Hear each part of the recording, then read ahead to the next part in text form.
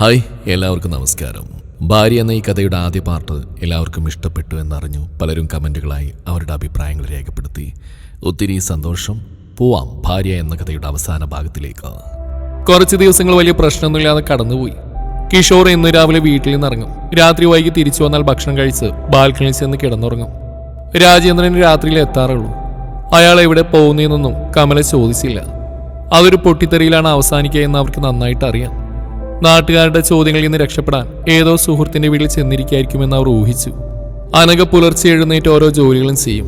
എല്ലാം കഴിഞ്ഞ ശേഷം അടുക്കളയുടെ ഏതെങ്കിലും കോണിൽ ആലോചനയിൽ മുഴുകിയിരിക്കുന്നുണ്ടാവും. അത് കാണുമ്പോൾ കമലക്ക് സഹതാപം തോന്നുമെങ്കിലും കൂടുതലൊന്നും സംസാരിക്കാറില്ല. ഒരു ഞായറാഴ്ച സമയം വൈകിട്ട് 4 അടുക്കുന്നു. വേദനയുണ്ടെന്ന് പറഞ്ഞാൽ ഉമ്മറത്തിരുന്ന് രാജേന്ദ്രന്റെ കാലിൽ കുഴമ്പ് തേച്ച് പിടിപ്പിക്കുകയായിരുന്നു കമല. ഒരു ജീപ്പ് മുറ്റത്തേക്ക് വന്നു നിന്നു. അതിൽ നിന്ന് വെള്ളമുണ്ടും ഷർട്ടും ധരിച്ച 50 പ്രായം തോന്നിക്കുന്ന ഒരാൾ പുറത്തിറങ്ങി. നമസ്കാരം, ഇത് കിഷോറിന്റെ വീടല്ലേ? അയാൾ വിനയത്തോടെ കൈകൂപ്പി തൊഴുതുകൊണ്ട് ചോദിച്ചു. ആരാ? രാജേന്ദ്രൻ ആളെ മനസ്സിലായില്ല. അയാൾ ഉമ്മർത്തുകാരി കസേര വലിച്ചിട്ടിരുന്നു. പറയാം, നിങ്ങൾ കിഷോറിന്റെ അച്ഛനാണോ? അതെ. മറുപടി രാജേന്ദ്രൻ കൊടുക്കാതായപ്പോൾ പറഞ്ഞ കമലയാണ്. ചോദ്യം വ്യക്തമായില്ലെങ്കിൽ ഒന്നുകൂടെ ചോദിക്കാം. ഇയാൾ തന്നെയാണോ അവനെ ഉണ്ടാക്കിയത്? അല്ല, ബാലതന്തക്ക് പറഞ്ഞ സ്വഭാവം അവന്റെ, അതുകൊണ്ട് ചോദിച്ചതാ. കമലയുടെ മുഖം വിളറി. അതേ അവസ്ഥയായിരുന്നു രാജേന്ദ്രനും. ഒരൊറ്റ നിമിഷത്തിന് ശേഷം രാജേന്ദ്രൻ സമനില വീണ്ടെടുത്തു. ആരാണോ നീ? വീട്ടിൽ കയറി വന്ന് അനാവശ്യം പറയുന്നോ? രാജേന്ദ്രൻ ചാടി എഴുന്നേറ്റ് അലറി. പേടിപ്പിക്കല്ലേ, അവിടെ ഇരിക്കും മാഷേ. അയാൾക്ക് യാതൊരു കൂസലും ഉണ്ടായിരുന്നില്ല. എന്റെ പേര് ബേബി. സ്നേഹമുള്ളവരും പിന്നെ നിങ്ങളുടെ മോനെ പോലെ കാര്യം കാണാൻ കാല് പിടിക്കുന്ന നാരികളും ബേബിച്ചായെന്ന് വിളിക്കും. ചെറിയ ഫിനാൻസ് ബിസിനസ്സുമായിട്ട് ജീവിച്ചു പോവാ. എന്റെ കഷ്ടകാലത്തിന് അവനായിട്ടൊരു പണ ഇടപാട് നടത്തി. ആദ്യമൊക്കെ പറഞ്ഞ സമയത്ത് മുതലും പലിശയും തരുമായിരുന്നു.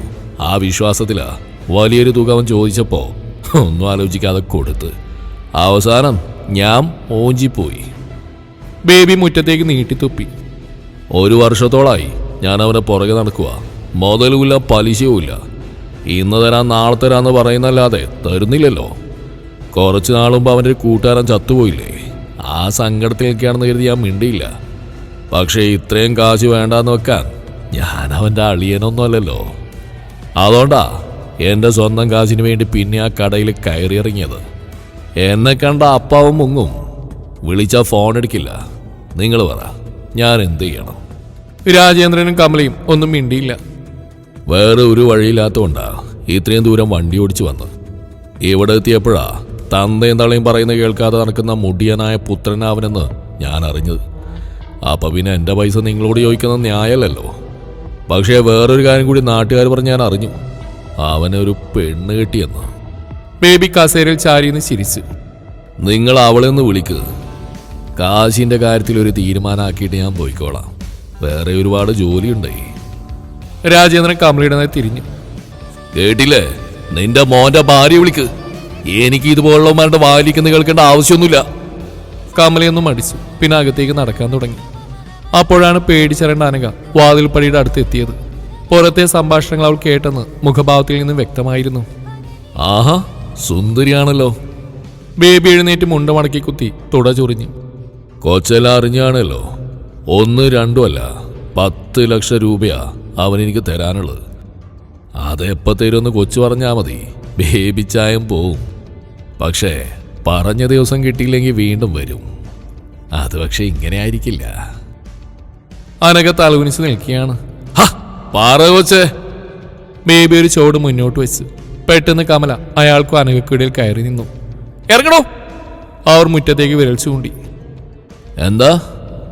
തനിക്ക് മലയാളം അറിയില്ലേ? ഇറങ്ങി പോവാൻ. അത് ശരി, ഇപ്പൊ കാശ് കൊടുത്ത ഞാൻ കുറ്റക്കാരനായോ? അതെ ബേബിയെ. രാജേന്ദ്രൻ മുണ്ട് മുറുക്കിയെടുത്ത് ബേബിയുടെ അടുത്ത് വന്നു. ഞങ്ങളാരും നിന്റെ കയ്യിൽ നിന്നും പൈസ കടം വാങ്ങിയിട്ടില്ല. ആര് വാങ്ങിച്ചോ അവനോട് ചോദിക്കണം. ഇതെന്റെ വീടാ. ഇവിടെ കയറി തോന്നിയാസം കാണിക്കാനാണ് ഭാവമെങ്കിൽ നീ ജീപ്പ് ഓടിച്ച് തിരിച്ചു പോയില്ല. കൈയും കാലും ഞാൻ തല്ലിയൊടിക്കും. ഭീഷണിയാണോ? രാജേന്ദ്രൻ ചിരിച്ചു. ഏയ്, ഭീഷണിയൊന്നുമല്ല, ചെയ്താ ശീലം. പട്ടാളക്കാരനായിരുന്നു, അതുകൊണ്ട് വെറും വാക്ക് പറയാറില്ല. നിന്റെ കയ്യിൽ നിന്ന് വാങ്ങിയ 1 രൂപ പോലും അവൻ ഞങ്ങൾക്ക് വേണ്ടി ചെലവാക്കിയിട്ടില്ല. ആരാണോ പൈസ വാങ്ങിയത് അവനോട് ചോദിക്കുക. അല്ലാതെ ഇവിടെ വന്ന് സിനിമാസയിൽ അഭ്യാസം ഇറക്കിയ എന്റെ സ്വഭാവം മാറും. അയാളുടെ ശബ്ദം ഉറച്ചതായിരുന്നു. ബേബി ഒന്ന് പതറി. പിന്നെ അനഘയെ നോക്കി. കോച്ചേ, അവനോട് പറഞ്ഞേക്ക് ഒപ്പിട്ട് തന്ന ചെക്കും മുദ്രപേപ്പറിന്റെ കയ്യിലുള്ള മറക്കേണ്ടെന്ന്. ഇതിനുള്ളതും ചേർത്ത് ഞാൻ കൊടുത്തോളാം. ബേബി മുറ്റത്തേക്ക് ഇറങ്ങിയ ജീപ്പ് സ്റ്റാർട്ട് ചെയ്തു. ഒന്ന് വട്ടം കറങ്ങിയ ശേഷം അത് റോഡിലൂടെ കുതിച്ചു പാഞ്ഞു. കുറെ നേരം ആരും ഒന്നും മിണ്ടിയില്ല. അനഘ പതിയെ അകത്തേക്ക് നടക്കാൻ തുടങ്ങി. ഒന്ന് നിന്നേ. കമലയുടെ പരുഷമായ സ്വരം കേട്ട് അവൾ തിരിഞ്ഞു. മോൻ തലതിരിഞ്ഞ് പോയി എന്നൊരു പോരായ്മ മാത്രമേ ഞങ്ങൾക്ക് ഇത്രയും കാലം ഉണ്ടായിരുന്നുള്ളൂ. ഒരാൾ പോലും ഈ ഉമ്മർത്ത് കയറി ഒന്നും ബഹളം ഉണ്ടാക്കിയിട്ടില്ല. ഇപ്പൊ അതും സംഭവിച്ചു. ഇത്രയും പൈസ അവൻ ഞങ്ങൾക്ക് തന്നിട്ടൊന്നുമില്ല. പക്ഷെ നിനക്കറിയായിരിക്കുമല്ലോ. അവൾ പഴയതുപോലെ തലകുനിച്ച് നിന്നു. ഒരു താലി പോലും നിനക്കവൻ കെട്ടി തന്നില്ലെന്ന് മനസ്സിലായി. പിന്നെ എന്ത് വിശ്വസിച്ചാ നീ കൂടെ ഇറങ്ങി വന്ന്? അതുപോട്ടെ, അതൊക്കെ നിങ്ങളുടെ പേഴ്സണൽ കാര്യം, വിഷയതല്ലല്ലോ. അവൻ എങ്ങനെ എത്രയും വലിയ കടമുണ്ടായി? അറിയില്ല. അനഘയുടെ സ്വരം നേർത്തതായിരുന്നു. അത് നീ കള്ളം പറയുന്ന. നിന്നോട് എന്തായാലും അവൻ പറഞ്ഞിട്ടുണ്ടാവും. നീ അവന്റെ ഭാര്യയല്ലേ? അല്ല. അവൾ തലയുയർത്താ പറഞ്ഞു കേട്ട് കമല ഞെട്ടി. എന്താ? ഞാൻ കിഷോറേട്ടന്റെ ഭാര്യയല്ല. ഞങ്ങൾ പ്രണയിച്ചിട്ടുമില്ല. സത്യം. മരിച്ചുപോയ എൻ്റെ അച്ഛനാണേ സത്യം. അവളുടെ കണ്ണുനീർ ധാരയായി ഒഴുകിയിറങ്ങി. കമല ഷോക്കേറ്റ പോലെ രാജേന്ദ്രനെ നോക്കി. അതേ അവസ്ഥ തന്നെയായിരുന്നു അയാൾക്കും. ആ നിശബ്ദതയിൽ അനഘയുടെ ഏങ്ങലടികൾ മുഴങ്ങിക്കൊണ്ടിരുന്നു. രാത്രി പതിവ് പോലെ വൈകിയാണ് കിഷോർ വീട്ടിലെത്തിയത്. ഓട്ടോ ഡ്രൈവർ കാശ് കൊടുത്ത് ചെരുപ്പ് അഴിച്ചു വെച്ച് അകത്ത് കയറിയതും അവൻ ഞെട്ടിപ്പോയി. ഹാളിൽ സോഫയിൽ അമ്മയും അച്ഛനും ഇരിക്കുന്നു.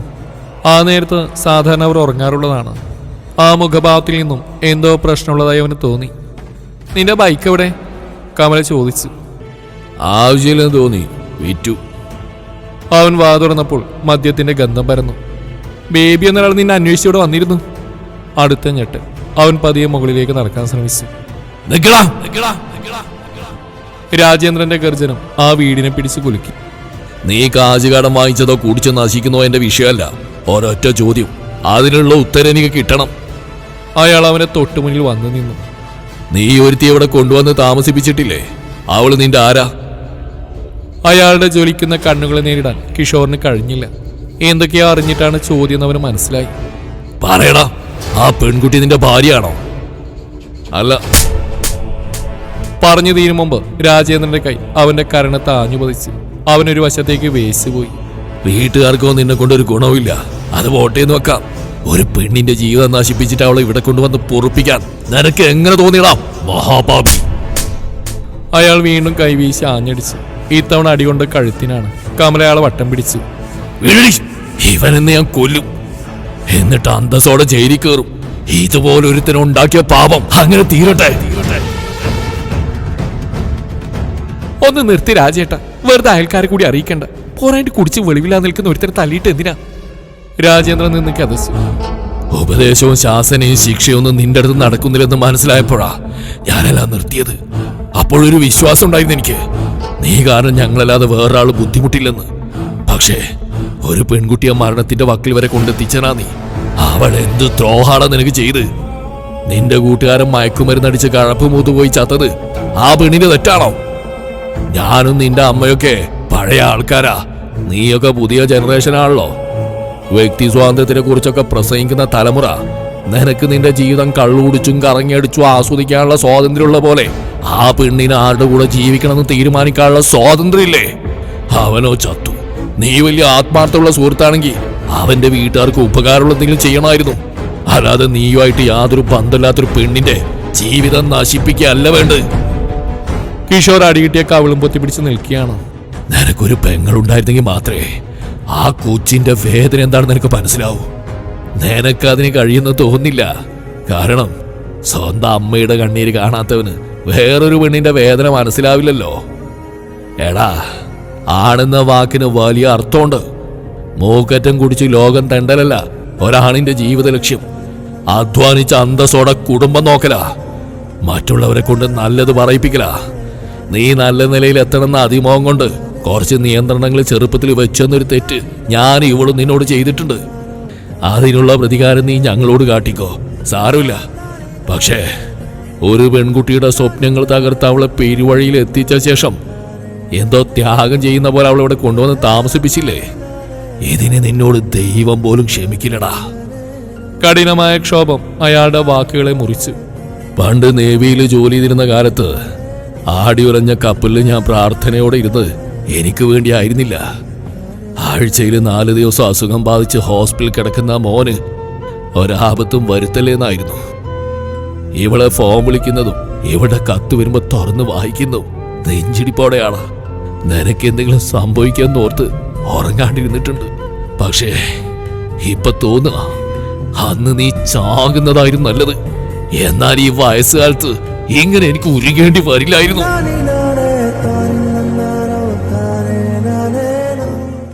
രാജേട്ടാ മതി. കമല പെട്ടെന്ന് അയാളുടെ വാപത്തി പിടിച്ച് അയാൾ ആ കൈ പിടിച്ചു മാറ്റി. ഒരുപാട് വർഷങ്ങൾക്ക് മുമ്പാ അവസാനായിട്ട് നിന്നെ ഞാൻ തല്ലിയത്. അന്ന് നീ എന്റെ കൈ കയറി പിടിച്ച് ഇനി തുടരുതെന്ന് അലറി. വേണ്ടി വന്നാ തിരിച്ചു ചെല്ലുന്ന ഭാവമായിരുന്നു നിനക്ക്. ആ ദിവസം ഞാൻ തീരുമാനിച്ചതാ നിന്റെ ഒരു കാര്യത്തിൽ ഇടപെടുകയോ നിന്റെ വഴിയിൽ വരികയോ ചെയ്യില്ലെന്ന്. പക്ഷേ ഇപ്പൊ അടിച്ച് നീ നന്നാവാൻ വേണ്ടിയല്ല. ഒരു കുടുംബം തകർത്തതിന് നിന്നോട് ഇത്രയെങ്കിലും ചെയ്തില്ലെങ്കിൽ ഞാൻ ജീവിച്ചിരുന്നിട്ട് കാര്യമില്ലല്ലോ. കമല അയാളെ സോഫയിലിരുത്തി. കേറിപ്പോടാ, നീ കാരണം മനുഷ്യന് BP കയറി എന്തെങ്കിലും സംഭവിക്കും. ആ പാപം കൂടി ഉണ്ടാക്കി വെക്കരുത്. കിഷോർ രണ്ടുപേരെയും മാറി മാറി നോക്കി. പിന്നെ മുകളിലേക്കുള്ള പടികൾ കയറി. ബെഡിൽ കൂനിക്കൂടി ഇരിക്കുകയായിരുന്നു അനഘ. അവനെ കണ്ടതും അവൾ എഴുന്നേറ്റ് മാറി നിന്നു. തൃപ്തിയായാലോടി നിനക്ക്? കിഷോർ പല്ലിയരിച്ചു.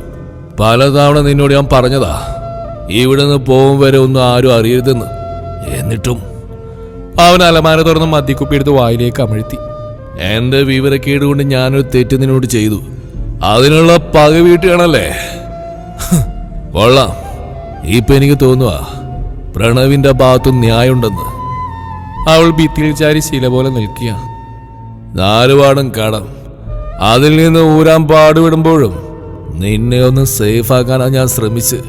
പക്ഷേ നിനക്ക് എന്റെ ജീവിതം തകർക്കണം. ആയിക്കോ, പക്ഷെ തോൽപ്പിക്കാൻ പറ്റില്ല. ഈ വീട്ടിലുള്ളവർ ശ്രമിച്ചിട്ട് പറ്റിയില്ല. പിന്നാണോ നീ? കിഷോർ മദ്യക്കുപ്പി കാലിയാക്കി. പിന്നെ ബാൽക്കണിയിലേക്ക് ഇടറുന്ന ചുവടുകളുമായി നടന്നു. അനഘ കുറെ നേരം അതേ നിൽപ്പ് തുടർന്നു. പിന്നെ നിലത്തേക്ക് ഊർന്നിരുന്ന് കാൽമുട്ടുകളിൽ മുഖം പൂഴ്ത്തി. ബാൽക്കണിയിൽ കിഷോർ അസഭ്യവർഷം നടത്തുന്നത് അവൾക്ക് കേൾക്കാമായിരുന്നു.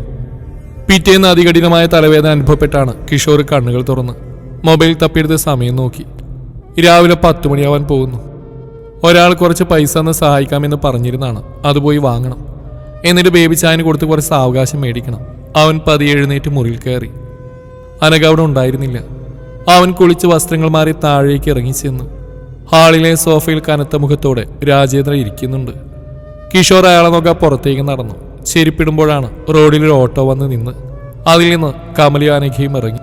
ആ, നീ ഇവിടെ ഉണ്ടായിരുന്നിട്ട് വേണ്ട കമലേച്ചി നിന്റെ പെണ്ണിനെയും കൊണ്ട് ഡോക്ടറെ കാണാൻ പോയത്? കൊള്ളാം, നല്ല ഉത്തരവാദിത്തമുള്ള ഭർത്താവ്. ഓട്ടോ ഡ്രൈവർ ജമാല് കളിയാക്കി. കിഷോർ മറുപടി പറയാതെ അനഘയെ നോക്കി. അവൾ ക്ഷീണിതയായിരുന്നു. എപ്പോഴാണ് അവൾ ഹോസ്പിറ്റലിൽ പോയതെന്ന് പോലും അവൻ അറിയില്ല. ഡാ, നീ കവലയിലേക്ക് വരുന്നോ? അവൻ വരുന്നില്ല ജമാലെ, നീ പോയിക്കോ.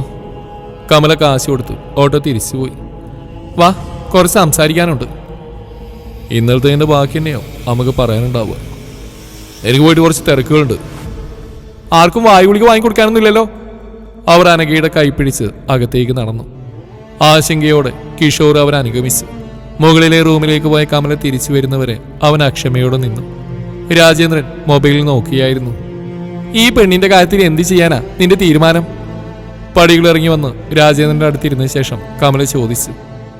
രാവിലെ അടുക്കളയിൽ തലയിറങ്ങി വീണതാ അവള്. നിന്നെ പലതവണ വിളിച്ചു നോക്കി. കുടിച്ച് ബോധം കിട്ട് ഉറങ്ങിയായിരുന്നു. ഹോസ്പിറ്റലിൽ കൊണ്ടുപോകാതിരിക്കാൻ പറ്റില്ലല്ലോ. ഇന്ന് അവിടെ കിടത്തുന്ന ഡോക്ടർ പറഞ്ഞ് കുറെ കെഞ്ചിയിട്ടാ മരുന്ന് തന്ന് വിട്ടത്. കിഷോർ ഒന്നും മിണ്ടാ കേട്ടു നിൽക്കുകയാണ്. നിന്റെ ഒരു കാര്യത്തിൽ ഇടപെടേണ്ടെന്ന് കരുതിയതാ. പക്ഷെ ഈ വീട്ടിൽ വെച്ച് അവൾക്ക് എന്തെങ്കിലും സംഭവിച്ചാ ഞങ്ങളും കൂടി അതിന് ഉത്തരവാദികൾ. ഈ പ്രായത്തിൽ കൂടുതൽ ഭാരം തലയിൽ ചുമക്കാൻ വയ്യ. അതുകൊണ്ട് ഇപ്പം ഞങ്ങൾക്ക് നിന്റെ തീരുമാനം അറിയണം. ഒന്നുകിൽ അവൾ അവളുടെ വീട്ടിലോ സുരക്ഷിതമായ മറ്റേതെങ്കിലും സ്ഥലത്തോ എത്തിക്കണം. അല്ലെങ്കിൽ കമലയെ നിർത്തി. അല്ലെങ്കിൽ നിയമപരമായിട്ട് നീ അവളെ കല്യാണം കഴിക്കണം. കിഷോർ ഞെട്ടലോട് അവരെ നോക്കി.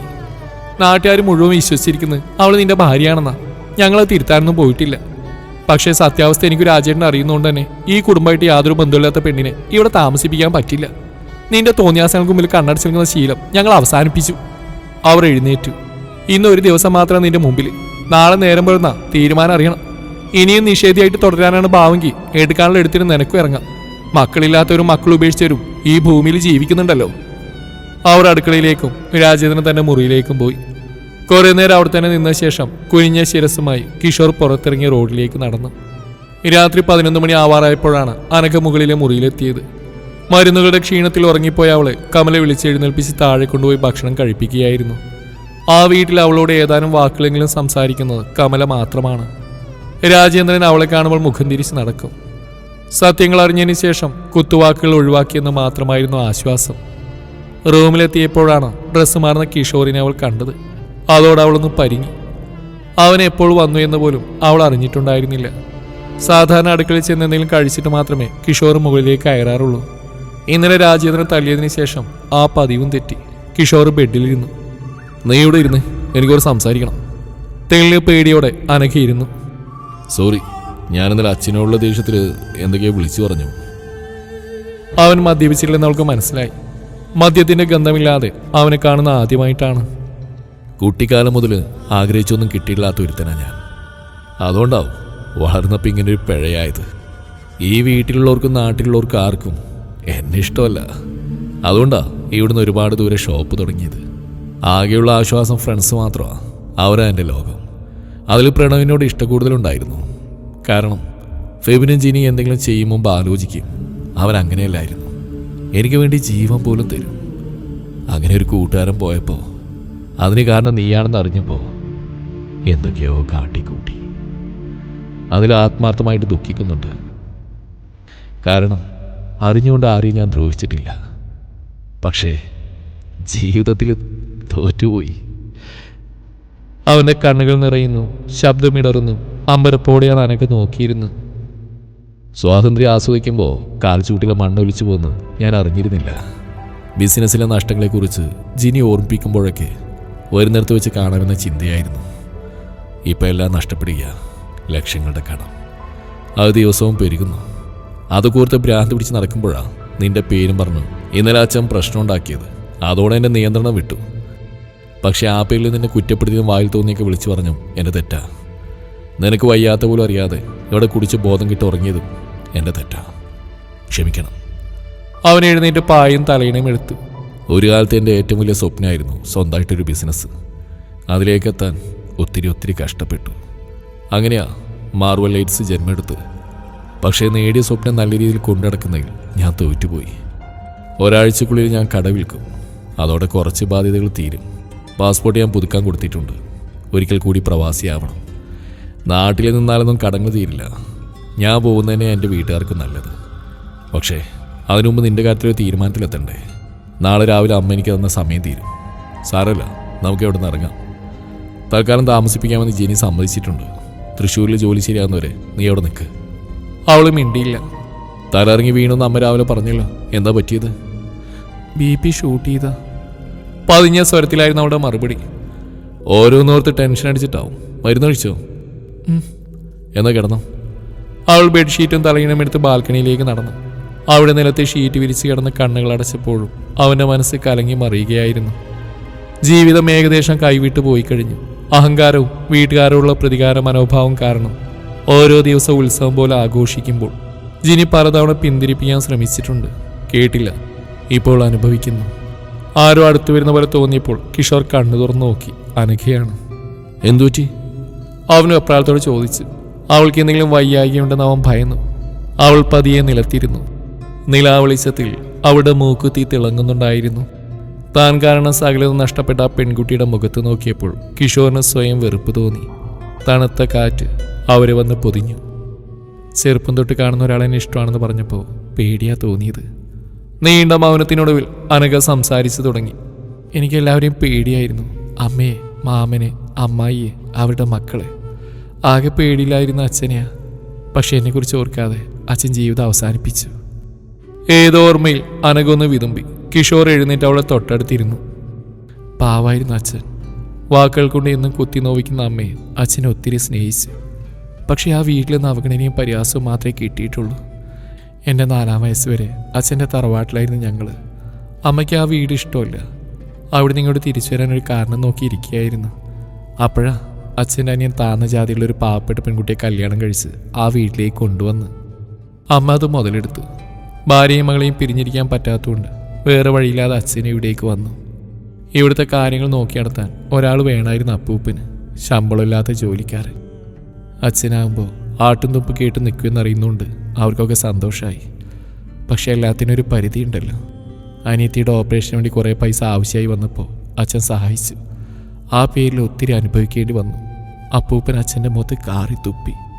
അമ്മ അതിനെതിരെ ഒന്നും മിണ്ടാത്ത് അച്ഛനെ ഏറെ തളർത്തി. അന്നാണ് അച്ഛൻ ആദ്യമായിട്ട് അവസാനം കള്ളുകുടിച്ച്. ഒടുവിൽ എല്ലാവരോടും പ്രതികാരം ചെയ്യുന്ന പോലെ അച്ഛൻ ട്രെയിനിൻ്റെ മുമ്പിൽ ചാടി. അനഘയുടെ മിഴികൾ തുളുമ്പി. പായയിൽ വാരിക്കെട്ടാൻ ഏതാനും ഇറച്ചി കഷ്ണങ്ങൾ മാത്രമേ ഉണ്ടായിരുന്നുള്ളൂ. ബാക്കിയൊക്കെ തെരുവ് പട്ടികളെ തിന്ന് തീർത്തു. മരിച്ചിട്ടും വെറുപ്പ് മാറാതെ അച്ഛൻ്റെ കുറ്റങ്ങൾ അമ്മയും വീട്ടുകാരും പറഞ്ഞു നടന്നു. അത് കേട്ടുകൊണ്ടാണ് ഞാൻ വളർന്ന്. അപ്പൂപ്പൻ മരിച്ച ശേഷം വീടിൻ്റെ ഭരണം മാമൻ ഏറ്റെടുത്തു. എനിക്ക് ആ വീട്ടിൽ ഒന്നിനും സ്വാതന്ത്ര്യം ഉണ്ടായിരുന്നില്ല. തൊട്ടതിനും പിടിച്ചതിനെല്ലാം അടിയും വഴക്കം കിട്ടും. ജാതിയും കുടുംബ മഹിമയെല്ലാം നോക്കി മാത്രമേ കൂട്ടുകാരെ പോലും സെലക്ട് ചെയ്യാൻ പറ്റൂ. അതുകൊണ്ട് തന്നെ ഞാനിന്നും ഒറ്റക്കായിരുന്നു. കോളേജിലെത്തിയപ്പോഴും അതിന് വലിയ മാറ്റമൊന്നും ഉണ്ടായിരുന്നില്ല. ഡിഗ്രി കഴിഞ്ഞുകൊണ്ട് എന്നെ കെട്ടിക്കെന്നറിഞ്ഞിട്ടും ആകെ ഉണ്ടായിരുന്ന സ്വപ്നം പഠിച്ചൊരു ജോലി വാങ്ങി ആ നരകത്തിൽ നിന്ന് രക്ഷപ്പെടുകയെന്ന് മാത്രമായിരുന്നു. അത് എളുപ്പമല്ലെന്നും അറിയാം. ആ സമയത്താ പ്രണവേട്ട ഇഷ്ടമാണെന്ന് പറയുന്നത്. കുറച്ചു നേരം വീണ്ടും മൗനം. പേടിച്ചിട്ട് കുറച്ച് ദിവസം ഞാൻ ഉറങ്ങിയിട്ടില്ല. ഒരേ നാട്ടുകാരൻ, ഇടയ്ക്ക് കാണാറുണ്ട്. അങ്ങനെ ഒരാൾ പെട്ടെന്ന് മുന്നിൽ വന്ന് പ്രപ്പോസ് ചെയ്തപ്പോൾ പേടിയല്ലാതെ വേറെ എന്ത് തോന്നാനാ? വീട്ടിലറിഞ്ഞാൽ വലിയ പ്രശ്നങ്ങളുണ്ടാവും. ചിലപ്പോൾ പഠിക്കാനും വിടില്ല. അതുകൊണ്ട് ആരെയും അറിയിച്ചില്ല. ഞാൻ പ്രതികരിക്കാതിരിക്കുമ്പോൾ പ്രണവേട്ടൻ പിന്മാറുമെന്ന് കരുതി. പക്ഷേ പിന്നെയും പലതവണ മുന്നിൽ വന്നു. നേരം പോക്കിനല്ല, എന്നെ വിവാഹം കഴിക്കാനാണ് ആഗ്രഹിക്കുന്നതെന്ന് അറിഞ്ഞപ്പോൾ കുറച്ച് ബഹുമാനം തോന്നി. അതുകൊണ്ടാണ് വീട്ടിൽ ജോലിക്ക് വരുന്ന യശോദ ചേച്ചിയോട് പ്രണവേട്ടനെ കുറിച്ച് കൂടുതൽ അന്വേഷിച്ചത്. ആരെയും പേടിയില്ലാത്ത താൻ തോന്നിയായി നടക്കുന്ന ഒരാൾക്ക് ഇഷ്ടപ്പെടാൻ മാത്രം എന്ത് പ്രത്യേകതയാണ് എനിക്കുള്ളതെന്നായി പിന്നെയുള്ള ചിന്ത. കൂട്ടുകാരില്ലാത്ത, കേൾക്കാൻ ആരുമില്ലാത്ത, കുടുംബത്തിൽ നിന്നും സ്നേഹമോ പരിഗണനയോ കിട്ടിയിട്ടില്ലാത്തൊരു പെണ്ണിന് തന്നെ സ്വന്താക്കാൻ ഒരാൾ കൊതിക്കുന്നതെന്നറിയുമ്പോൾ സ്വാഭാവികമായിട്ടും സന്തോഷം തോന്നില്ലേ? അതുകൊണ്ടാണ് പിന്നെ കാണാൻ വരുമ്പോഴും സംസാരിക്കുമ്പോഴും ഞാൻ ഒഴിഞ്ഞു മാറാതിരുന്ന്. എറണാകുളത്തേക്ക് ജോലിക്ക് പോകുന്ന പോലും എനിക്ക് വേണ്ടിയാണെന്ന് അറിഞ്ഞ നിമിഷം അതുവരെ ഉണ്ടായിരുന്ന ബഹുമാനം ഇഷ്ടമായി മാറി. അത് പ്രണയമാണോ എന്നൊന്നും ഇപ്പോഴും അറിയില്ല. നമ്പർ കൊടുത്തു. ദിവസം കുറച്ചു നേരം സംസാരിക്കും. അപ്പോഴേക്കും ഞാൻ പറഞ്ഞിരുന്നു സ്വന്തം കാലിൽ നിൽക്കുക എന്ന എൻ്റെ സ്വപ്നത്തെക്കുറിച്ച്. പ്രണവേട്ടനും അതിനെ പ്രോത്സാഹിപ്പിച്ചു. ഞങ്ങളുടെ ബന്ധത്തെക്കുറിച്ച് അറിയുമ്പോൾ എൻ്റെ വീട്ടിൽ ഭൂകമ്പം തന്നെ ഉണ്ടായേക്കാം. ഒരേ ജാതിയാണെങ്കിലും സാമ്പത്തികമായും കുടുംബ മഹിമയിലും പ്രണവേട്ട ഒത്തിരി പുറകില്ല. ഒരു പ്രൈവറ്റ് കമ്പനിയിൽ ഡ്രൈവർക്കിനെ കൊടുക്കാൻ എന്തായാലും ആരും സമ്മതിക്കില്ല. വെറുതെ ആശ വളർത്തിയിട്ട് പിന്നീട് സങ്കടപ്പെടില്ലെന്ന് കരുതി പ്രണവേട്ടനെ പിന്തിരിപ്പിക്കാൻ ഞാൻ ഒരിക്കൽ കൂടി ശ്രമിച്ചു. വീട്ടുകാർക്ക് ചീത്തപ്പേരുണ്ടാക്കി കൂടെ ഇറങ്ങി വരാനൊന്നും എനിക്ക് കഴിയില്ലെന്ന് തീർത്ത് പറഞ്ഞതാ. പക്ഷേ വഴങ്ങിയില്ല. കുറച്ച് കാശുടനെ കിട്ടുമെന്നും കാക്കനാട് റെസ്റ്റോറൻറ്റ് തുടങ്ങുന്നതിനോട് പറഞ്ഞു. എറണാകുളം ജില്ലയിൽ സ്വന്തമായിട്ട് റെസ്റ്റോറൻറ്റൊക്കെ ഉണ്ടെന്നറിഞ്ഞാൽ മാമനും അമ്മയും സമ്മതിക്കുന്നതിന് പ്രണവേട്ടൻ്റെ വിശ്വാസം.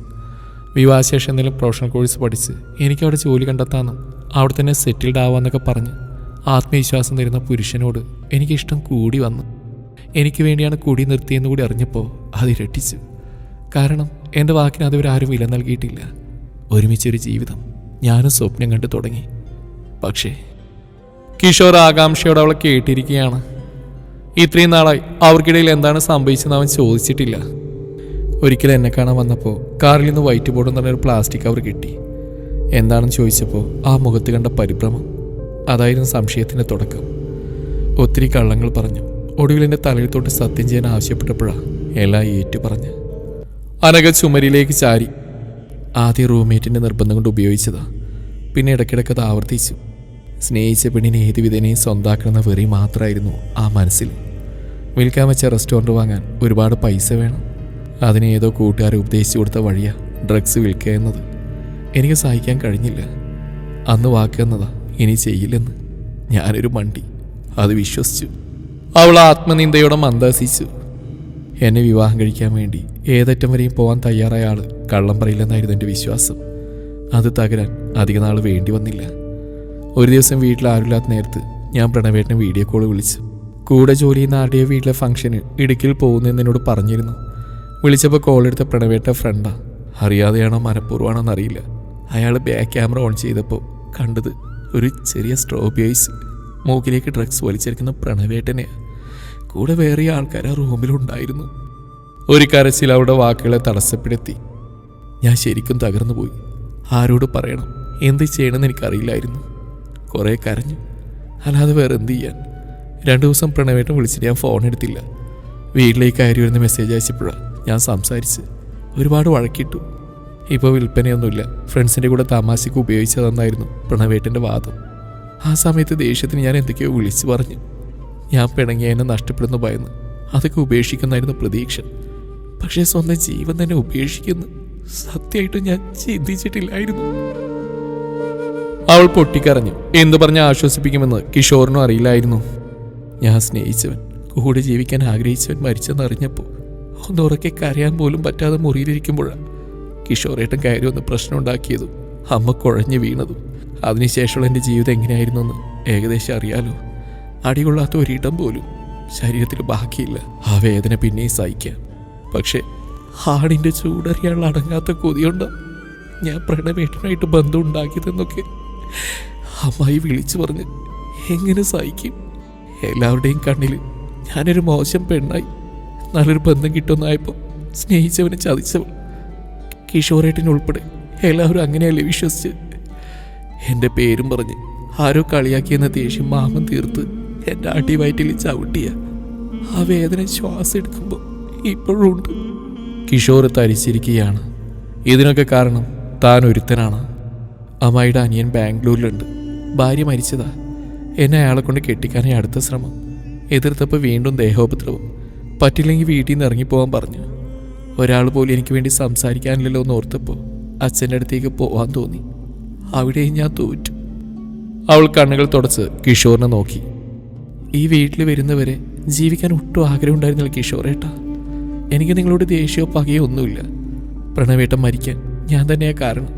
അങ്ങനെ കരുതുന്നുള്ളൂ. ഒരു കുടുംബത്തിൻ്റെ പ്രതീക്ഷ ഞാനായിട്ട് തകർത്തു. ഇപ്പോൾ ഈ വീട്ടിലെ മനസ്സമാധാനം അതിനുള്ള ശിക്ഷയായി ഇനി മുന്നോട്ട് ജീവിച്ചോളാം.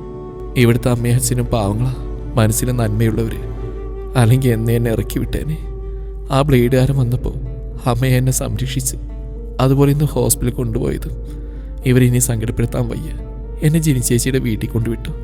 തൃശ്ശൂരിൽ ജോലി കിട്ടിയാൽ ഞാൻ പൊക്കോളാം. പേടിക്കണ്ട, ആത്മഹത്യ ചെയ്യില്ല. കുറച്ച് പൈസ ഉണ്ടാക്കി പ്രണവേട്ടൻ്റെ അമ്മയെ എന്നെ കൊണ്ട് കഴിയുന്ന പോലെ സഹായിക്കണം. അതുമാത്രം എൻ്റെ മനസ്സിൽ. അവൾ എഴുന്നേറ്റു. ഒരൊറ്റ അപേക്ഷയേ ഉള്ളൂ. ചെറുപ്പത്തിൽ വേണ്ടത്ര പരിഗണിച്ചിട്ടില്ല, സ്വാതന്ത്ര്യം തന്നിട്ടില്ല എന്നൊക്കെ പറഞ്ഞ് ഇനി ഇവിടുത്തെ അച്ഛനെയും അമ്മയും സങ്കടപ്പെടുത്തരുത്. അവർക്ക് കിഷോറേട്ടനെ ഒത്തിരി ഇഷ്ടമാണ്. പണ്ടത് പ്രകടിപ്പിക്കാത്തതിൽ കുറ്റബോധമുണ്ട്. ഇനി അവർക്ക് വേണ്ടി ജീവിക്കണം. അതുപോലെ ഇനി കുടിക്കരുത്. എൻ്റെ അച്ഛനും പ്രണവേട്ടനും ജീവിതം അവസാനിപ്പിക്കാൻ ലഹരി ഒരു കാരണമായിരുന്നു. അവരെടുത്ത തീരുമാനം നടപ്പിലാക്കാൻ ധൈര്യം നൽകിയത് ലഹരിയല്ലേ? ഇവിടെ അത് ആവർത്തിക്കരുത്. അവൾ കുനിഞ്ഞ് അവൻ്റെ വലത് കൈവെള്ള പിടിച്ച് അതിലെന്തോ വെച്ചു. നേരിയൊരു സ്വർണ്ണമാലയായിരുന്നു അത്. എൻ്റെ അച്ഛൻ പണ്ട് തന്ന. ഇത് വിറ്റ എത്ര രൂപ കിട്ടുമെന്നൊന്നും എനിക്കറിയില്ല. ഒരുപാട് കടങ്ങളുള്ള കിഷോറേട്ടന് ഇതിനെ കൊണ്ട് കാര്യമായിട്ടുള്ള ഉപകാരം ഉണ്ടാവില്ലായിരിക്കാം. എന്നാലും ചെറിയൊരു സഹായം. ബൈക്ക് വരെ വിൽക്കണമെങ്കിൽ അവസ്ഥ അത്രയും മോശമായിരിക്കുമെന്ന് എനിക്ക് ഊഹിക്കാൻ പറ്റും. ഏയ്, ഇതൊന്നും വേണ്ട. കിഷോർ ആ മാല തിരിച്ചു നൽകാൻ ശ്രമിച്ചു. സാരമില്ല, എന്നെ ഇത്രയും നാൾ സേഫായി താമസിപ്പിച്ചില്ലേ. എനിക്ക് വേണ്ടി എല്ലാവരുടെയും മുമ്പിൽ നാണം കെട്ടില്ലേ. അതിനൊക്കെ ഉപരിയായി എത്ര കുടിച്ചാലും മോശമായിരുന്ന ഓട്ടം പോലും നിങ്ങളിൽ നിന്നും ഉണ്ടായിട്ടില്ല. ഞാൻ സുരക്ഷിതനായിരുന്നു. എൻ്റെ സന്തോഷത്തിന് വേണ്ടി തന്ന, നിരസിക്കരുത്. അവളൊന്ന് പുഞ്ചിരിച്ചു. പിന്നെ അകത്തേക്ക് നടന്നു. കയ്യിലിരുന്ന് മാല വിറക്കുകയാണ്. പശ്ചാത്താപം ചുട്ടുപഴുത്ത് അവൻ്റെ കണ്ണുകളിൽ നിന്ന് ഒഴുകിയിറങ്ങി. ഒരു നാട് മുഴുവൻ തെറ്റിദ്ധരിച്ചിട്ടും ജീവിതം തകർന്നിട്ടും അതിന് കാരണക്കാരനായവനോട് ആ പെൺകുട്ടിക്ക് വെറുപ്പില്ല. കിഷോർ തളർച്ചയോടെ ബെഡ്ഷീറ്റിലേക്ക് കിടന്നു. കണ്ണുനീരപ്പോഴും ഇടതടവില്ലാതെ ഒലിച്ചിറങ്ങുന്നുണ്ടായിരുന്നു. രഘു ഒന്നും പറഞ്ഞില്ല. രാജേന്ദ്രൻ സ്വയം പരമാവധി മയപ്പെടുത്തി. തെറ്റ് 100% എൻ്റെ മോൻ്റെ ഭാഗത്താ. അതുകൊണ്ടാണല്ലോ ഇത്രയും ദൂരം വന്ന് നിങ്ങളോട് അപേക്ഷിക്കുന്നത്. ഒരു പെൺകുട്ടിയുടെ കാര്യമല്ലേ? രഘു പുച്ഛത്തോടെ അയാളെ നോക്കിയതല്ലാതെ സംസാരിച്ചില്ല. അയാളുടെ ലോഡ്ജിലായിരുന്നു രാജേന്ദ്രൻ. കൂടെ സുഹൃത്ത് മുരളിയും. റിട്ടയർഡ് പോലീസ് ഉദ്യോഗസ്ഥനാണ് മുരളി. ഇന്നത്തെ കാലത്ത് പ്രണയിക്കുന്നതൊക്കെ സാധാരണ വിഷയമല്ലേ? അവർക്കിടയിൽ എന്തോ പ്രശ്നങ്ങളുണ്ടായി. ആ പയ്യൻ ആത്മഹത്യ ചെയ്തു.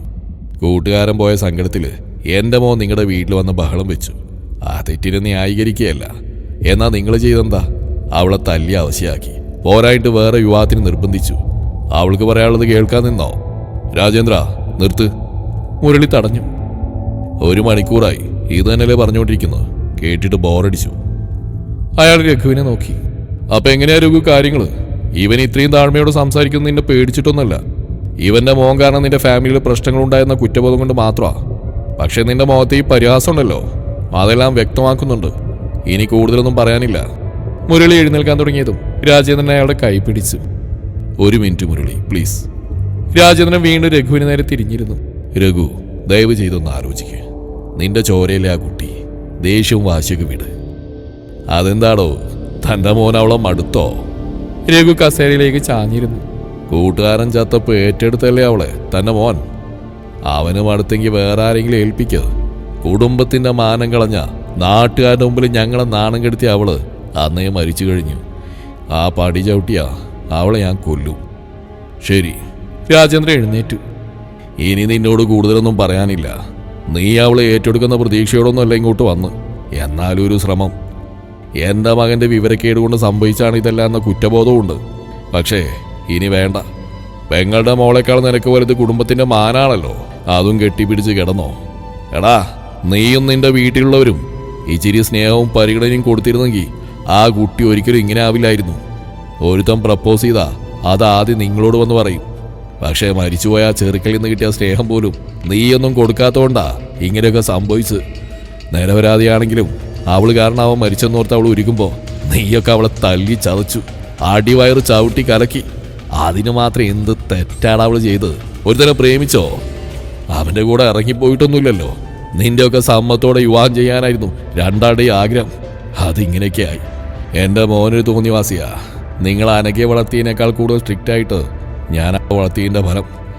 അവൻ ഓരോന്ന് ചെയ്ത് കൂട്ടിയപ്പോഴൊക്കെ ഒത്തിരി സങ്കടപ്പെട്ടിട്ടുണ്ട്. അവളെയും കൊണ്ട് വീട്ടിൽ വന്നപ്പോഴും ദേഷ്യം അടക്കാൻ പറ്റിയിട്ടില്ല. പക്ഷെ ഇപ്പം എനിക്ക് മനസ്സിലായി അവൻ ചെയ്തത് ശരിയാണെന്ന്. താൻ കാരണം പെരുവഴിയിലായ പെണ്ണിനെ അവൻ സംരക്ഷിച്ചല്ലോ. അവർ തമ്മിൽ ഇഷ്ടത്തിലായിരുന്നെങ്കിൽ ഞാൻ ഇന്ന് ഏറ്റവും കൂടുതൽ സന്തോഷിച്ചേനെ. സാരമില്ല, അവളുടെ കാര്യത്തിൽ എന്ത് തീരുമാനം എനിക്കറിയാം. അയാൾ മുണ്ടും മടക്കി കുത്തി. അച്ഛനും ഏട്ടനും അപമാനിച്ച വിഷമം താങ്ങാനാവാത്ത ഭർത്താവ് ആത്മഹത്യ ചെയ്തപ്പോഴും മകൾ ഏതോ വീട്ടിൽ അഗതിയെപ്പോലെ കഴിയുമ്പോഴും മനസ്സലിവ് തോന്നാത്ത ഒരുത്തിയുണ്ടല്ലോ, നിന്റെ അനിയത്തി അനഘയുടെ അമ്മ. അവളോട് പറഞ്ഞേക്കോ ഒരിക്കലും ഇതിനൊക്കെ അനുഭവിക്കുമെന്ന്. അന്ന് കണ്ണീരൊടക്കാൻ ആശ്വസിപ്പിക്കാനോ ഒരു പട്ടിയും കാണില്ലെന്ന്. അയാൾ പുറത്തേക്ക് ഇറങ്ങി. പുറകെ മുരളിയും. ഇനി എന്ത് ചെയ്യടാ? കാറ് സ്റ്റാർട്ടായിക്കൊണ്ട് മുരളി ചോദിച്ചു. രാജേന്ദ്ര, എല്ലാവരും വിശ്വസിച്ചിരിക്കുന്നത് അവൾ കിച്ചുവിൻ്റെ ഭാര്യയാണെന്നല്ലേ? അങ്ങനെ തന്നെ ഇരുന്നോട്ടെ. ചിലപ്പോൾ അവള് കാരണം അവൻ നന്നായാലോ? ആഗ്രഹമില്ലായിട്ടല്ലേ മുരളി, പക്ഷെ അത് ശരിയാവുമെന്ന് തോന്നുന്നില്ല. അവൻ ആ പെൺകുട്ടി ഫ്രണ്ടിൻ്റെ കാമുകി മാത്രമാണ്. അവൾക്കാണെങ്കിൽ ജീവിതം അടുത്ത മട്ട. തൃശ്ശൂരോ മറ്റോ എന്തോ ജോലിക്ക് ശ്രമിക്കുന്നുണ്ട്. ഒന്നാമത് അവൻ എന്നെ കണ്ണെടുത്താൽ കണ്ടുകൂടാ. ഈ അവസ്ഥയിൽ ഇക്കാര്യം പറഞ്ഞുകൊണ്ട് പോയാൽ ഞാൻ വെറുതെ നാണം കെടും. അപ്പം അവൾ നിന്റെ വീട്ടിൽ നിന്ന് പോകുന്ന സമയത്ത് നാട്ടുകാരും ബന്ധുക്കളും സത്യം അറിയില്ലേ? അറിഞ്ഞോട്ടെ, അവളെ നാണം കെടേണ്ടി വരും. ഞങ്ങൾക്കിത് ശീലമായതാ. ആകെയുള്ള മോനെ മര്യാദക്ക് വളർത്താൻ കഴിയാത്തവരെന്ന ചീത്തപ്പേര് ഓൾറെഡി ഉണ്ടല്ലോ. ഇതുകൂടെ അങ്ങ് സഹിക്കാം. പറയുന്നതുകൊണ്ടൊന്നും തോന്നരുത് രാജേന്ദ്ര. നീ നിന്റെ ഈഗോ കുറച്ചിരുന്നെങ്കിൽ പണ്ടേ അവൻ നന്നായേനെ. എടാ, ഇന്നത്തെ കാലത്ത് ആമ്പിള്ളേര് കള്ളുടിക്കുന്നതും കറങ്ങി നടക്കുന്നതൊക്കെ സാധാരണയാ. കിച്ചു മോഷ്ടിക്കുകയോ പിടിച്ചോറിക്കുകയോ അടിപിടി ഉണ്ടാക്കുകയൊന്നും ചെയ്തിട്ടില്ലല്ലോ. എൻ്റെ അറിവിലൊരു പെണ്ണിനോട് അവൻ മോശമായിട്ട് പെരുമാറിയിട്ടുമില്ല. നിന്റെ ഇഷ്ടങ്ങൾക്കനുസരിച്ച് അവൻ ജീവിക്കാത്താണോ നിന്റെ പ്രശ്നം? നീ നിനക്ക് ഇഷ്ടമുള്ള പോലല്ലേ ജീവിക്കുന്നത്. അപ്പം അവനങ്ങനെ ചെയ്താലെന്താ? ഇത്രയും കടങ്ങളുണ്ടായിട്ടും വീട്ടു ചെലവുള്ള കാശ് അവൻ മുടക്കിയിട്ടുണ്ടോ? പിന്നെ നിങ്ങളോട് സംസാരിക്കാത്തതിൻ്റെ കാരണം നീയും കമലയും തന്നെയാ. അങ്ങോട്ടില്ലാത്ത ഇങ്ങോട്ടും വേണമെന്ന് വാശി പിടിക്കരുത്. രാജേന്ദ്രൻ മിണ്ടിയില്ല. ശരി, ഇനി അങ്ങോട്ടാ? അവന് ഫ്രണ്ട്സ് ഉണ്ടല്ലോ 2 അതുങ്ങളെയൊന്ന് കാണണം. എന്തിനാ? വഴക്കുണ്ടാക്കാനാണ്. അനഘയുടെ കാര്യത്തിൽ ഇന്ന് രാവിലെ എന്തെങ്കിലും തീരുമാനം എടുക്കണമെന്ന് കമല ഓർഡർ ഇട്ടിരുന്നു. തൽക്കാലം ഇപ്പം വേണ്ട. കാവിൽ കളിയാട്ടം തുടങ്ങുമല്ലേ. എന്തായാലും അത് കഴിയട്ടെ. ബന്ധുക്കളും കുടുംബക്കാരൊക്കെ വർഷത്തിലൊരിക്കൽ വരുന്നതാ. കിച്ചുവിൻ്റെ പെണ്ണിനെ കാണാൻ വേണ്ടി മാത്രം ഇത്തവണ വരുന്ന കുറച്ച് പേരുണ്ട്. അവർ വരുമ്പോൾ അവളിവിടെ ഇല്ലെങ്കിൽ ഒരുപാട് ചോദ്യങ്ങൾ നേരിടണം. ഒരാഴ്ച കഴിഞ്ഞിട്ട് അവളെ കൊണ്ടുപോയാൽ മതിയെന്ന് അവനോട് പറയാൻ അവൻ്റെ കൂട്ടുകാരെ ഏൽപ്പിക്കാം. പിന്നീട് എപ്പോഴെങ്കിലും അവർ സത്യാവസ്ഥ അറിയുമ്പോഴോ? അത് അപ്പോഴത്തെ കാര്യമല്ലേ. അതിനുള്ളിൽ ഞാൻ വല്ല അറ്റാക്കും വന്ന് തട്ടിപ്പോയാൽ രക്ഷപ്പെടില്ലോ. നീ വണ്ടി എടുക്കും മുരളി. മുരളി കാറ് മുന്നോട്ടെടുത്തു. മിക്കവാറും ആ പിള്ളേരെന്നെ കാണുമ്പോൾ ഓടും. ആ ചെറുക്കം വീട്ടിൽ വന്നപ്പോൾ കുറേ ചീത്ത വിളിച്ചതാ. ഒരു കണക്കിന് നോക്കി അവരെന്ത് തെറ്റ് ചെയ്തു? നന്നാവണമെന്ന ചിന്ത എൻ്റെ പുത്രനല്ലേ വേണ്ടത്. നേരത്തെ ചിരിയോടെ പറഞ്ഞുകൊണ്ട് രാജേന്ദ്രൻ സീറ്റിലേക്ക് ചാരി. നിന്റെ ഫോൺ എവിടെയാടാ? രാവിലെ ഒന്നിട്ട് വിളിക്കുന്നുണ്ടല്ലോ. ഷോപ്പിനകത്തേക്ക് കയറി ഉടനെ കിഷോറിനോട് ജിനി ചോദിച്ചു. വീട്ടിൽ നിന്ന് എടുക്കാൻ മറന്നുപോയി. അവൻ മുഖത്തെ വിയർപ്പുടച്ചുകൊണ്ട് പറഞ്ഞു. അല്ല, ഫെബിനെവിടെ? അപ്പുറത്തുണ്ട്. ജിനി അവളുടെ കഫേക്ക് നേരെ കണ്ണ് കാണിച്ച് പിന്നെ എഴുന്നേറ്റ്. കടയിലെ ചില കസ്റ്റമേഴ്സ് ലൈറ്റുകൾ നോക്കുന്നുണ്ടായിരുന്നു. ആരോ പൈസ തരാനിട്ട് കിട്ടിയോ? 20,000 കിട്ടി. അതുകൊണ്ട് എന്താവാനാ? അനക തന്ന മാറി വിറ്റിട്ടൊന്നുമില്ലല്ലോ. ഏയ്, ഞാൻ അത്രയും ചെറ്റയൊന്നുമല്ല. വാ, ചില കാര്യങ്ങൾ സംസാരിക്കാനുണ്ട്. ജിനി ഷോപ്പിലെ സ്റ്റാഫായ ദീപിങ്ങനെ കൈകാട്ടി വിളിച്ചു. അവൻ ഓടി വന്നു. എന്താ ചേച്ചി? ദീപു, ഞങ്ങൾ അപ്പുറത്തേക്ക് പോവാ. 3 ഡെലിവറിയുടെ ബില്ലും ഡീറ്റെയിൽസ് അവിടെ വെച്ചിട്ടുണ്ട്. ഡ്രൈവർ വന്ന ആ സാധനങ്ങൾ കൊടുത്തേക്ക്. ദീപക്ക് തലയാട്ടി. പിന്നെ കിഷോറിനെ നോക്കി. ബേബിച്ചാൻ ഇവിടുത്തെ ഫോണിലേക്ക് വിളിച്ചിരുന്നു. അതൊക്കെ ഞാൻ നോക്കിക്കോളാം, നീ പറഞ്ഞു ചെയ്യ്. ജിനി കിഷോറിന്റെ തോളിൽ പിടിച്ച് പുറത്തേക്ക് ഇറങ്ങി. കഫേയിൽ നല്ല തിരക്കായിരുന്നു. അവൾ കിഷോറിനെയും കൊണ്ട് അകത്തെ മുറിയിൽ ചെന്നിരുന്നു. പുറകെ ഫെബിനും കയറി ഡോറടച്ചു. കിച്ചു, നിന്റെ അച്ഛനിവിടെ വന്നിരുന്നു. കിഷോർ ഞെട്ടി. എപ്പോ? ഉച്ചക്ക്. അവൻ ഫെബിനെ നോക്കി. ഇന്ന് വയറു നിറച്ചും കിട്ടിയല്ലേ? പിന്നെ നിന്റെ അച്ഛന് ആള് മാറിപ്പോയി. വെറുതെ അങ്ങയുടെ വായിരിക്കുന്ന കേട്ടിരിക്കാൻ എനിക്ക് എന്താ വട്ടല്ലേ? നീ അച്ഛന് തിരിച്ച് ഈത്ത് വിളിച്ചോടാ?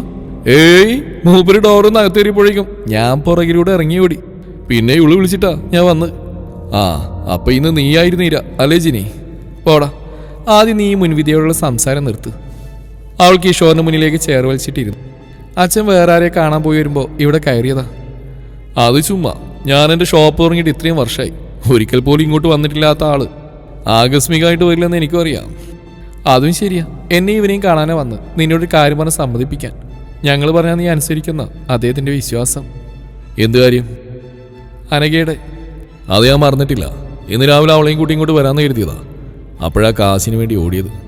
ഇനിയിപ്പോൾ വീട്ടിലെത്തി അവളെയും കൊണ്ട് നിന്റെ വീട്ടിലെത്തുമ്പോൾ പാതിരിയാവും. ഇന്നൊരു ദിവസം കൂടി അവിടെ നിർത്താൻ അമ്മയോട് പെർമിഷൻ വാങ്ങാം. അത് വേണ്ടെന്ന് പറയാനാ അച്ഛൻ വന്ന്. കിഷോർ അത്ഭുതപ്പെട്ടു. എൻ്റെ അച്ഛൻ തന്നെയാണോ? അത് നിനക്ക് ആള് മാറിയോ?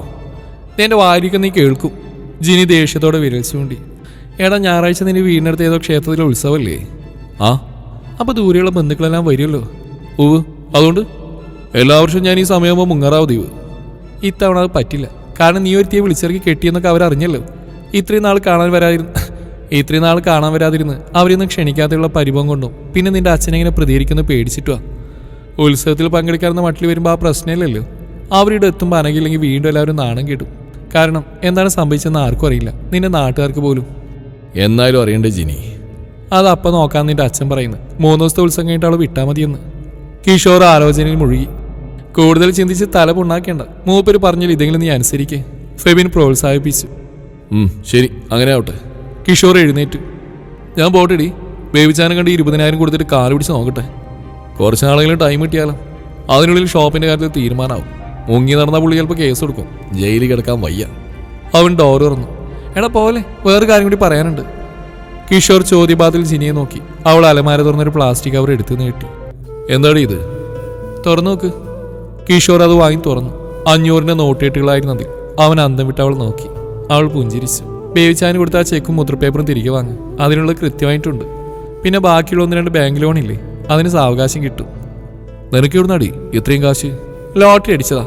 ജിനി മുഖം വീർപ്പിച്ചു. ഞാൻ ഇവനെ ഒരുപാട് പേരുടെ കയ്യും കാലും പിടിച്ചും എൻ്റെ പപ്പയെ കൊണ്ട് ലോൺ എടുപ്പിച്ചും പൈസ ഉണ്ടാക്കിയപ്പോൾ ഒരു നന്ദി പറയാൻ തോന്നിയില്ലല്ലോ. കിഷോർ നിറകണ്ണുകളോടെ ജിനിയെ കെട്ടിപ്പിടിച്ചു. താങ്ക്സ് പറഞ്ഞ് ചെറുതാക്കാൻ ഇഷ്ടമില്ലായിട്ടാടി.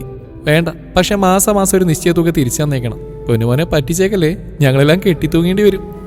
അവൾ അവൻ്റെ കണ്ണുകൾ തുടച്ചു. കിച്ചു, അത്യാവശ്യം അടിച്ചുപൊളിയൊക്കെ എല്ലാത്തിനും ഒരു പരിധിയുണ്ട്. അത് കഴിഞ്ഞ് ജീവിതത്തെ സീരിയസ് ആയിട്ട് എടുക്കണം. കയറി കിടക്കാനൊരു വീടോ ഒരു നേരത്തെ ഭക്ഷണത്തിനുള്ള വകയില്ലാത്ത ഒരുപാട് ആളുകൾ ഈ ഭൂമിയിലില്ലേ. അവർക്കിടയിൽ നീയും ഞാനൊക്കെ ശരിക്കും ലക്കിയാടാ. അപ്പോൾ ആ ഭാഗ്യം നമ്മളായിട്ട് നശിപ്പിക്കരുത്. ഇനി ബിസിനസ്സിൽ മാത്രം ശ്രദ്ധിക്കണം. നിൻ്റേതുപോലെ ഒരുപാട് ഷോപ്പുകൾ പുതിയ ടൗണിൽ തന്നെ തുടങ്ങിയിട്ടുണ്ട്. നോക്കിയും കണ്ടു നിന്നില്ലെങ്കിൽ വലിയ പാടാ. അവൻ തലയാട്ടി. ഫെബി, നിനക്ക് ഇവനോടൊന്നും പറയാനില്ലേ? ഞാനെന്ത് പറയാൻ? എല്ലാ വേണ്ടാതിനത്തിനും ഇവൻ്റെ കൂടെ ഞാനുണ്ടായിരുന്നല്ലോ. ഉപദേശിക്കാനൊന്നും എനിക്ക് അർഹതയില്ല. കിഷോർ ചിരിയോടെ അവൻ്റെ തോളിൽ തട്ടി. ഞാൻ പോട്ടെ, ആദ്യം ബേബിച്ചാൻ്റെ ഇടപാട് തീർക്കണം. ശരി, ആ കഴിഞ്ഞ് നേരെ വീട്ടിൽ പോകണം കേട്ടല്ലോ. കിഷോർ തലയാട്ടി. ജിനി തൻ്റെ സ്കൂട്ടറിൻ്റെ കീ അവന് നൽകി. എൻ്റെ വണ്ടി എടുത്തോ, ഈ കടങ്ങളൊക്കെ ഒതുങ്ങിയിട്ട് ഒരു ബൈക്ക് വാങ്ങണം. അവൻ പുറത്തേക്ക് പോകുന്നു. അവളൊരു ദീർഘനിശ്വാസത്തോടെ നോക്കി നിന്നു. നിനക്ക് സാരി ഉടുക്കാൻ അറിയോ? കമലയുടെ ചോദ്യം കേട്ടാനൊക്കെ തിരിഞ്ഞു നോക്കി. ടെറസിൽ ഉണക്കാനിട്ട വസ്ത്രങ്ങൾ എടുത്തു നോക്കിയായിരുന്നു അവൾ. 1-2 തവണ ഉടുത്തിട്ടുണ്ട്. അവൾ ഭവ്യതയോടെ മറുപടി പറഞ്ഞു. എന്നാ പെട്ടെന്ന് കുളിച്ചിട്ട് വാ, 6 മണിക്ക് മുമ്പ് കാവി ചെല്ലണം. അനഘ തലയാട്ടി. കമല പോയ ശേഷം അവൾ ദൂരേക്ക് നോക്കി. 2 പറമ്പിന്റെ അപ്പുറം വിശാലമായ പാടമാണ്. അത് കഴിഞ്ഞാൽ കാണുന്ന ക്ഷേത്രത്തിലാണ് ഉത്സവം എന്ന് തോന്നുന്നു. കുറെ ആളുകൾ പാടവരമ്പിലൂടെ അങ്ങോട്ട് നടക്കുന്ന കാണാം. ലൗഡ് സ്പീക്കറിലൂടെ ഭക്തിഗാനം മുഴങ്ങുന്നുണ്ട്. അവൾ പെട്ടെന്ന് കുളിച്ചു. ബാത്റൂമിൽ നിന്നിറങ്ങിയപ്പോൾ കമല അവിടെ നിൽക്കുന്നുണ്ടായിരുന്നു. ബെഡിൽ ഒരു സെറ്റ് സാരിയും ബ്ലൗസും അടിപ്പാവടയും. ഇതിട്. അനഘ വേഗം ബാത്റൂമിൽ കയറി ബ്ലൗസും പാവടയും ധരിച്ചു വന്നു. സാരി ഉടുക്കാൻ കമല അവളെ സഹായിച്ചു. മറ്റന്നാളെ കളിയാട്ടം, കുറെ തെയ്യങ്ങളുണ്ട്. ഞങ്ങളുടെ ബന്ധുക്കളൊക്കെ നാളെ വൈകുന്നേരം മുതൽ വരാൻ തുടങ്ങും. നിന്ന് തിരിയാൻ നേരം ഉണ്ടാവില്ല. ഇന്ന് മാത്രം എനിക്കൊന്ന് പോയി തൊഴാൻ പറ്റാറുള്ളൂ, അവർ ആരോടുന്നില്ലാതെ പറഞ്ഞു. അനഘയെല്ലാം താല്പര്യത്തോടെ കേട്ടു. സാരി ഉടുപ്പിച്ച ശേഷം കമല ഒരു ചൂട് പിന്നോട്ട് മാറി അവൾ അടിമുടി നോക്കി.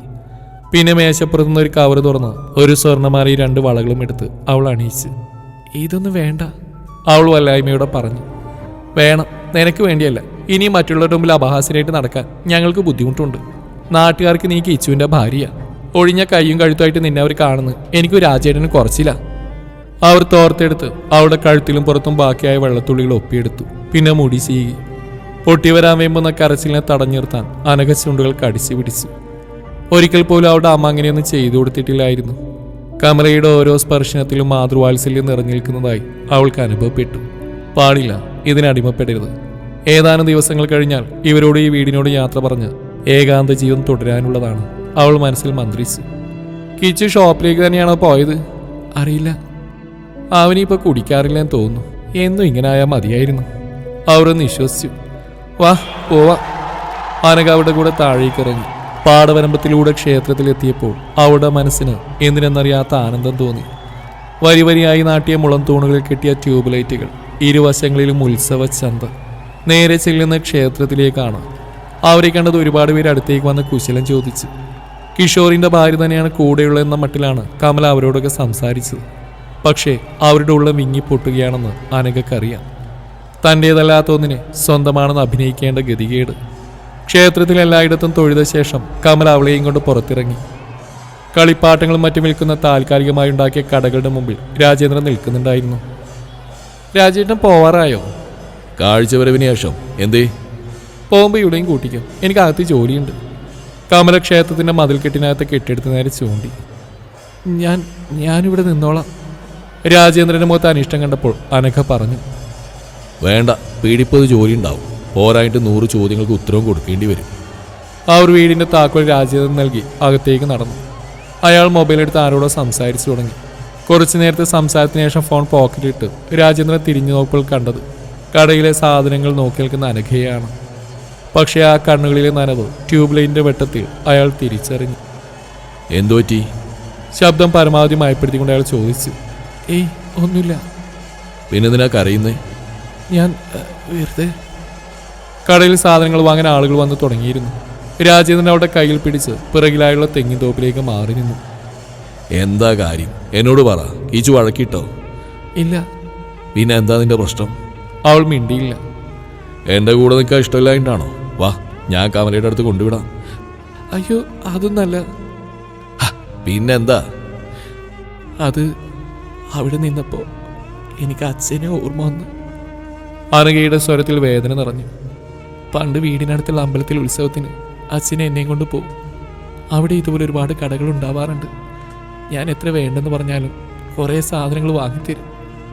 ഇന്നാ ഞാനൊരു ഉത്സവപ്പറമ്പിൽ പോകുന്നു. പെട്ടെന്ന് അതൊക്കെ ഓർത്തപ്പോൾ രാജേന്ദ്രൻ കുറച്ചു നേരം അവളെ തന്നെ നോക്കി നിന്നു. അച്ഛനുണ്ടായിരുന്നെങ്കിൽ ഇന്ന് നിങ്ങൾക്കൊക്കെ ബാധ്യതയായിട്ട് എനിക്ക് ജീവിക്കേണ്ടി വരില്ലായിരുന്നു. അതാ എൻ്റെ സങ്കടം. അതിന് നീ ബാധ്യതയാണെന്ന് ഞങ്ങൾ ആരെങ്കിലും പറഞ്ഞോ? രാജേന്ദ്രൻ സ്വസിദ്ധമായ ദേഷ്യത്തോടെ അവൾ നോക്കി. അവളൊന്നും മിണ്ടിയില്ല. ശരി, വാ. അയാൾ അനഘയുടെ കൈ പിടിച്ച് ഉത്സവചന്തയിലേക്ക് തിരിച്ചു നടന്നു. നേരെ ആദ്യം കണ്ട കടയിൽ കയറി. എന്താ വേണ്ടെന്ന് വെച്ചാൽ വാങ്ങിക്കോ. അയ്യോ, എനിക്കൊന്നും വേണ്ട, ഞാൻ വെറുതെ. അയാളത് കേൾക്കാത്ത മുന്നിൽ കടക്കാരനെ വിളിച്ചു. ഇവൾക്ക് പാകാവുന്ന കുറച്ച് വളകൾ വേണം. ഏത് കളറാ ചേട്ടാ? അവളുടെ ഇഷ്ടത്തിനുള്ള എടുത്തോ. വേറെ വഴിയില്ലാതെ അനഘ അടുക്കി വെച്ചിരുന്ന കുപ്പിവളകളിൽ നിന്ന് നീലയും വെള്ളയും ഇടകല നിറത്തിലുള്ള വള തൊട്ട് കാണിച്ച്. കടക്കാരൻ അവളുടെ അളവിലുള്ള വളകൾ ആ കയ്യിലിട്ട് കൊടുത്തു. രാജേന്ദ്രൻ ഒരു ജോഡി കമ്മലുകൾ എടുത്ത് അവളുടെ അടുത്ത് വന്ന് കാതിൽ വെച്ച് നോക്കി. കൊള്ളാം, ചേരുന്നുണ്ട്, അയാൾ പറഞ്ഞു. മൊത്തം 4 ജോഡി കമ്മലെടുത്ത് കടക്കാരൻ നീട്ടി. ഇതുകൂടെ പാക്ക് ചെയ്തോ. കാശ് കൊടുത്ത് സാധനങ്ങൾ വാങ്ങിയ ശേഷം അടുത്തതായി അയാൾ അവളെയും കൊണ്ട് പോയത് മുളക് ബജിയും കരിമ്പ് ജ്യൂസും വിൽക്കുന്ന കടയിലേക്കാണ്. ആ, ഇനി എന്താ വേണ്ട? ബജി കഴിച്ചുകൊണ്ടിരിക്കെ രാജേന്ദ്രൻ അവളെ നോക്കി. ഒന്നും വേണ്ട. ധൈര്യമായിട്ട് ചോദിച്ചോ കേട്ടോ. പെൺകുട്ടികളുടെ ഇഷ്ടം എന്തൊക്കെയാണെന്നൊന്നും എനിക്കറിയില്ല. കിച്ചുവിന് ശേഷം ഒരു മോള് കൂടി വേണമെന്ന് ആഗ്രഹിച്ചിരുന്ന. പക്ഷെ അവന് കുട്ടിക്കാലത്ത് നിന്ന് അസുഖങ്ങളായിരുന്നല്ലോ. ഒരു കുഞ്ഞ് ജനിച്ച അവൻ്റെ കാര്യത്തിൽ വേണ്ടത്ര ശ്രദ്ധിക്കാൻ പറ്റിയില്ലെങ്കിലോ എന്ന് കരുതി ആ ആഗ്രഹം ഉപേക്ഷിച്ചു.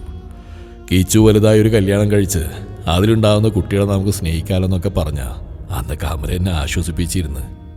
പക്ഷേ വലുതായപ്പോൾ അവന് ഞങ്ങളെ വേണ്ടാതായി. അവനെയും കുറ്റം പറയാൻ പറ്റില്ല. വല്ലപ്പോഴും നാട്ടിൽ വരുന്ന കണിശക്കാരനായ അച്ഛൻ, ആ കുറവ് നികത്തേണ്ട അമ്മയാണെങ്കിൽ ജോലി തിരക്കുകളിലും ചേറിലും പൊടിയിലും ഇറങ്ങി അസുഖം വരുമെന്ന് പേടിച്ച് പുറത്തിറങ്ങി കളിക്കാനും വിടില്ല. ഒരനിയനോ അനിയത്തിയോ ഉണ്ടായിരുന്നെങ്കിൽ അവനിങ്ങനെയൊന്നും ആവുമായിരുന്നില്ല.